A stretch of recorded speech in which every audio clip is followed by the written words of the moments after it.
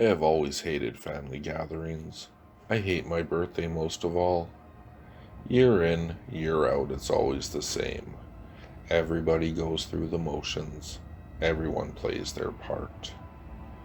My mom bustles about in the kitchen, preparing finger food and greeting the guests with a fake smile plastered across her face. My dad always drinks way too much and staggers around, laughing too loud and slapping people on the back too hard. My grandmother smothers me with kisses, and I shudder with disgust as I feel her hairy chin brush against my cheek. My uncle bombards me with questions, asking if I have a girlfriend yet, and if not, why not? My aunt tells me all about her daughter and how well and perfect she is, and how well she's doing in school. My little cousins race around the house like cockroaches, stomping on the floor, jumping on the stairs, squealing and hollering at the top of their lungs. They climb over furniture and crawl under tables, pulling and tugging at everything in sight. Nothing goes untouched by their grubby little hands. Around and around they go, like rats on a wheel. I honestly can't believe I'm related to these people, but I have to hold my tongue. I don't want them to resent me more than they already do. The table is lined with soggy sandwiches and stale chips. Bottles of wine are followed by bottles of whiskey and vodka. They all sit around the living room, gulping down their drinks, swapping stories about the good old times, and boasting about themselves. I cringe as I listen to them laughing and cackling like a bunch of hyenas. It's enough to drive anyone insane. I get up and leave the room, desperate to clear my head. I know that in his jacket pocket my uncle has a pack of cigarettes and a lighter. Surely he won't miss one, I think. I can hear all the adults in the living room singing a song, so I go to the kitchen to sneak a quick smoke. Surely nobody will notice. There's a strange smell in the air that makes me wrinkle up my nose, but I don't pay much attention to it. My little cousins are already in the kitchen, up to mischief, as usual. They give me a startled look when I come in, as if they've done something naughty and they're afraid I'll catch them. I put the cigarette between my lips and head over towards the window. I flick the cigarette lighter, and suddenly, a jet of flames shoots across the room to the old gas stove. There's a deafening explosion, and the room erupts in flames. The whole house is on fire. I hear the screams and cries. I smell the burning flesh. I feel the intense heat as we're all consumed in the inferno, and I close my eyes and sigh with relief as it all dissolves into silence. Until next year, when I will be 14 again, over and over again, forever 14.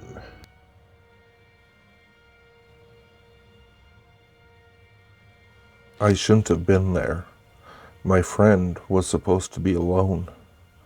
3 years have passed since that night, but I'll try to tell you what happened, as far as I know. Earlier that day, my friend's parents had left for a weekend vacation. She was alone in the house. I offered to come over and keep her company. I arrived around 8 p.m. and we spent the night chatting and watching TV in her bedroom. Before we knew it, it was midnight. That's when everything got weird. We began to hear strange noises outside her bedroom. At first, we thought it was just the house settling, but then we stopped talking and listened. There were soft footsteps coming up the stairs. "Do you think your parents have come back?" I asked. She said her parents were not supposed to return until the next evening. Besides, there were too many footsteps for just two people. I ran over to the door, and just before the footsteps reached the hallway, I turned the key in the lock. Suddenly, There was a profound silence. "Is there anybody out there?" my friend asked nervously. We were sure there was someone outside, but who could it be? Just then we heard a beep. We whirled around and stared at my friend's laptop. She had just received an email. She opened it. The sender was unrecognizable, just a random combination of numbers and letters. When we read the message, it sent chills down our spines. "Whatever happens, do not open the door." As soon as I read those words, a sinking feeling came over me. My heart was beating fast, and I felt like I was about to have a panic attack. I didn't even know what to think. Maybe it was someone just playing a silly joke on us. Maybe it was someone trying to save our lives. Now we knew there was someone out there behind that door. Suddenly we heard a voice. It sounded like my friend's mother. "Please, open the door. Your father and I were in a car accident. We're badly hurt. Please open the door and help us." When she heard this, my friend stared at me wide-eyed. I could still remember the expression on her face. She was in shock. Neither of us knew what to do. "Please, open the door," a male voice pleaded. "We need your help." It sounded just like her father. My friend and I just stood there for a few seconds, frozen to the spot. Then she started towards the door. I grabbed her by the arm and held her back. She slowly turned to me and said, "It's my parents. They need help. I'm going to open the door." "What about the email?" I hissed through gritted teeth. "What if it's true? What if they're not your parents?" "Nonsense," she said. "You heard them. Those were the voices of my parents." Before I could do anything, she struggled out of my grasp and walked towards the door. I still don't know what made me do it. Maybe it was sheer terror. The only thing I could do was run to the closet and hide. I didn't know what was going to happen, but I was frightened out of my wits. What I heard then, I'll never be able to forget. To this day, I have nightmares about it. My friend opened the door, and all I could hear were her screams. They were blood-curdling screams, filled with pain and terror. I couldn't help her. All I could do was cower in the closet, keeping perfectly still, praying that I wouldn't be found. I don't know how long I stayed there. It could have been hours. By the time I felt safe enough to come out, it was morning. The bedroom was empty and the door was open. My friend was nowhere to be found. I ran all the way home and called her parents. When I managed to reach them, they told me they were still on vacation. I told them what had happened the night before, and they immediately called the police. They searched for days, but they never found my friend. I doubt they ever will. I don't know what happened that night. I don't know who or what that came and took my friend away. But I know they were out there. I also know that I shouldn't have been there that night. I shouldn't know that they exist. I know someday they will come for me. But whatever happens, I will not open that door. I'm so tired of this. You are in and out, sometimes completely ignoring me. Sometimes you just stare at me for extended periods of time. You study me like I'm the one who will give you answers. I'm the one who will save you. The thing is, I think I can. I want to pull you into my world and take you away from all the things that hurt you. I can't count the number of times I have seen you weep, and I can't help but do the same. When you are sad, I am sad. When you smile, I smile. No one knows you the way I do, and no one has seen what I've seen. Who else could watch you throw up and still want to be with you? You even squeeze pimples when I'm around. That is an indication of intimacy, of true loyalty, of pure companionship. Before you left, spent a long time looking into my eyes and not saying a word. Your eyes, they told me everything I needed to hear. You feel the same. I know it. You adore me the way I adore you, on the border of obsession. Your eyes do not lie. We are kindred spirits. In essence, we are twins, deserving of a lifetime together, an existence devoid of harsh reality. I can take you there. In fact, I have decided that tonight is the night. Tonight is the night that I come to set you free, to set us free. I have waited long enough. Tonight, as you sleep, I will slide out from within the mirror and bring you back with me into my beautiful oblivion.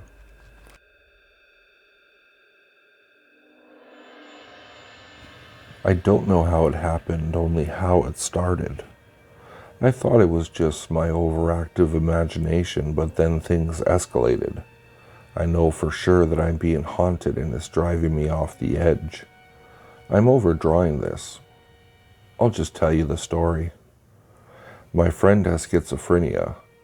Not different personalities. That's called dissociative identity disorder. Schizophrenia deals more with things like auditory and visual hallucinations. Depending on the severity, it can be treated with medication, or so she has told me.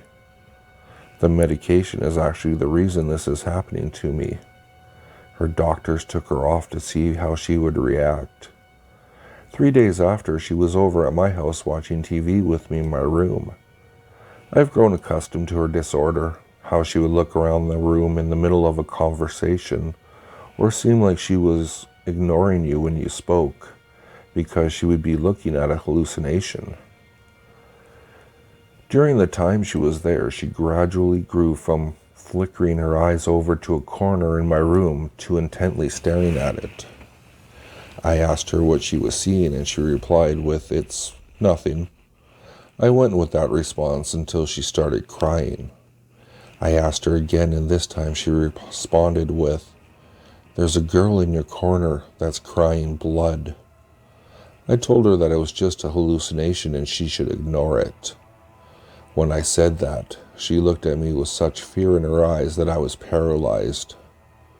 She said that I shouldn't say that I was making the girl angry. I shook my head and smiled reassuringly that the little girl didn't exist and couldn't hurt me. My friend looked away from me and back to the corner, immediately starting to sob. Later that night, I lay on my bed, bored, unable to sleep due to obvious reasons. I was about to turn on some music when I heard my cat meowing from the living room. Needing something to do, I went out to see what was bothering her. I found her staring at a dark corner of the living room. Her hair was on end and she was hissing quietly. I was creeped out by this and I bent down to pet her, but she didn't react to my touch. She just stared at the corner. I started back for my room, and she then let out an ear-splitting shriek, the kind when a cat's tail is stepped on or if it's surprised. I immediately turned around, my heart pounding to see nothing. She was gone. What bothered me was that she would have to run into the kitchen and I didn't hear her hitting the hardwood that makes up the kitchen floor. I looked around the living room, under furniture, and then the kitchen. She was just gone. As I left the kitchen, the sound of a knife being pulled from its holster emanated from behind me. I turned and the knives looked completely untouched. I thought I was delusional from lack of sleep and went to my room. I was interrupted. There was a tapping noise in the living room that stopped me. As I stood in the middle of the room, I looked towards the large window next to the front door.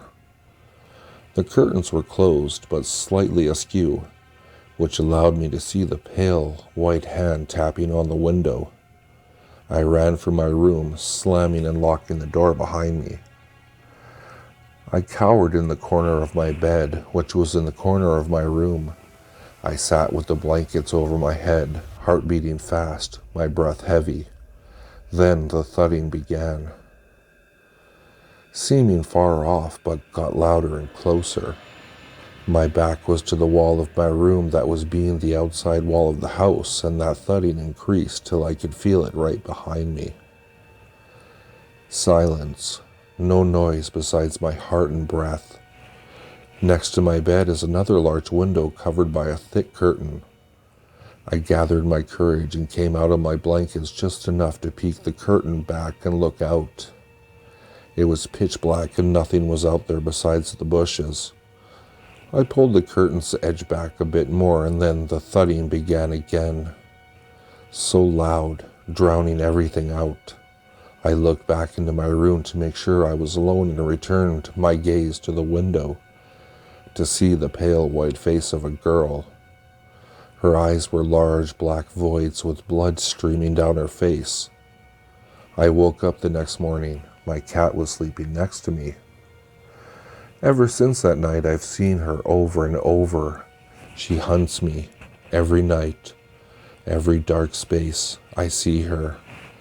And I know she's real because she killed my friend, the one with schizophrenia.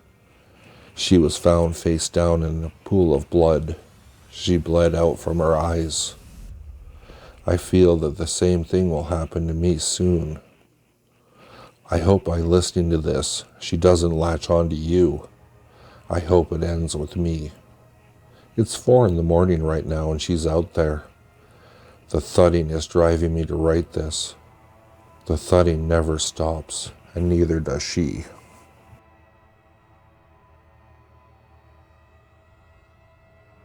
I slept fine last night. Didn't sleep too well the night before, though. It was my own fault, really. I did tell him he was welcome in if he pleased. My dream began like one of those horror games you might see, like Silent Hill or Alone in the Dark. It was night out and out, almost pitch black. I was holed up in some building, hiding from something, or waiting. I couldn't really tell.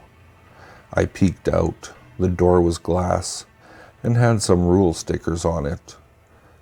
I suppose I was in a corner store. Upon looking out, I see a deserted street, lit by a few dim street lamps. The street was dead empty, dead silent.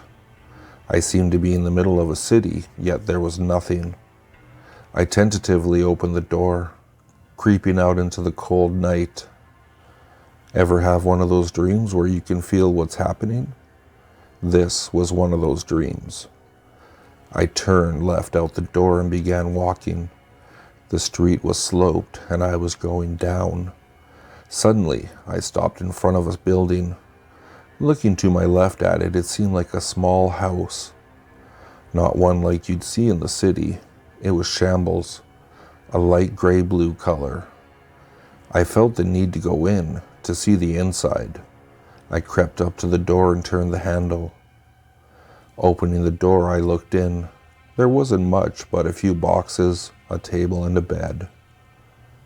I moved silently towards the bed. On it slept a person. I glared down at her for a few moments. Her sleeping figure taunted me. I bent down, picked up an object, and swung. The brick ensured that she would not wake up soon. Dropping the bloody, hair-matted brick, a message flashed through my mind, clear as day, a dark, deep, raspy voice speaking through my mind. The sinew will sew together the darkness and damnation. I only know of one kind of sinew. It's the stuff inside of you, connected to your muscles and bones, that let you move the way you do. Looking over to the table, I saw in the moonlight a glint off of something. I walked over and there sat a knife, placed perfectly in the center, the blade facing away from me. He knew I was coming. He knew he could tell me to do this. He knew I would oblige. I picked up the knife and walked back over to the unconscious form in the bed before me. Her blonde hair was spilled out around her. Her head was bleeding profusely. I feel now as though I recognize her, but I can't be sure. I tore the sheet off of her and brought the knife down to her, stripping her flesh from bone until the muscles were all visible. I began grabbing at the sinew, slicing at it, and piled it all up. Once I gathered all I could, I began wrapping it around itself. It formed a blindfold. I put it on and all was black, until the darkness was filled with an image. A house far off, silhouetted against the night sky. Atop it was a figure and a dog. The dog howled and the figure turned towards me. His tattered cowl flapped in a soundless wind. His blazing eyes bore into me, the blood-red beads that were his pupils boring into my soul. He grinned at me, knowing he'd just gotten one step closer to corruption. I began calling him. Like in many dreams, there was things I could not control. My voice was strained, and even though I shouted as loud as I could, the sound traveled mere feet.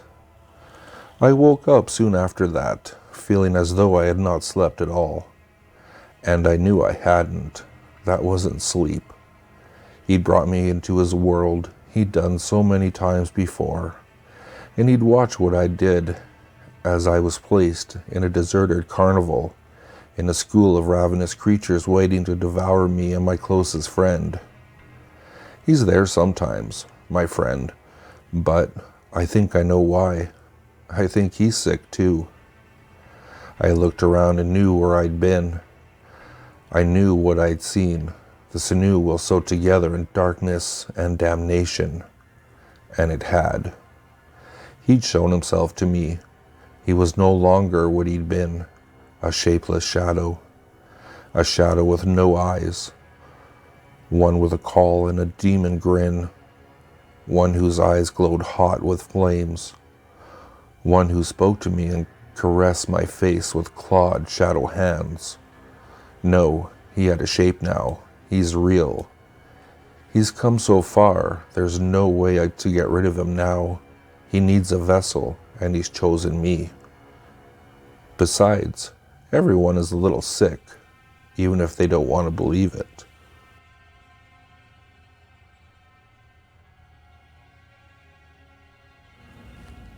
Every summer, my mother would take me to visit our relatives who lived out in the country. My cousin and I were almost the same age and were always up to mischief. We spent our days out in the fields exploring the area, making bows and arrows, sharpening knives, throwing rocks, climbing trees, and tracking wild animals. One day we set out on a long walk across the fields, not really having any idea where we were going. Sometimes we like to get ourselves lost and then try to find our way home. After a few hours of walking, it was getting late in the afternoon when we came across a farmhouse that looked as if it was abandoned.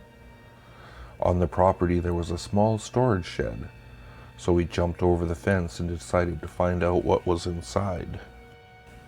We found that the doors were locked. There was a small keyhole, but we couldn't see through it because it was blocked by dust and thick spider webs. We walked towards the house and noticed that the front door was standing open, but there was no sign of life coming from within. The yard was overgrown with grass and weeds. The only sound we could hear was an old windmill nearby, rattling in the breeze. I went to the door of the house and shouted, "Hello!" but there was no answer. It was then that the smell hit me. It was the stench of damp, mold, and decay. I stepped inside. There were clothes and papers everywhere, and some cardboard boxes. There was also an old bed, some racks of moth-eaten clothes, and a leather armchair. I took a few steps forward and the smell seemed to get worse. A feeling of intense uneasiness washed over me and I wanted to turn and run away. Just then, something caught my eye. At the foot of the bed between some boxes lay a head. It was covered in gray hair. There was an old man lying on his back, his face turned upwards and his eyes open. He was dead. I let out a horrible yell, then grabbed my cousin by the arm, and we both ran as fast as we could. As we fled across the yard, we were passing the shed outside when the locked door suddenly crashed open, and an old lady was standing there. Her hair was in disarray, and when she smiled, her lips parted, revealing a row of rotten teeth. She was carrying a bloody knife in her hand. She made an attempt to grab me as we rushed past, but I managed to dodge her and kept running. I didn't dare to look back. I just ran and ran as fast as I could. It was a few minutes later that I realized my cousin wasn't with me. I stopped in my tracks, breathing heavily, and looked around. He was nowhere to be seen. My heart sank. I started running again, desperately trying to get back to my aunt and uncle's house as quickly as possible. Eventually, I saw the lights of their house in the distance. As soon as I reached home, I ran inside and called out to my mother. My relatives gathered around me, and I started babbling and begging them to go find my cousin. My uncle got in his truck and brought me with him. Eventually, we found the old farmhouse, but my cousin wasn't there. Neither were the old man or the old woman. After searching for a while, my uncle called the police. A few days later, my cousin still had not been found. The farm was searched from top to bottom, but there was no trace of him, and he remains missing to this day. It's one of the biggest unsolved mysteries in this region. I don't know what happened to my cousin that day, but I'm glad it didn't happen to me.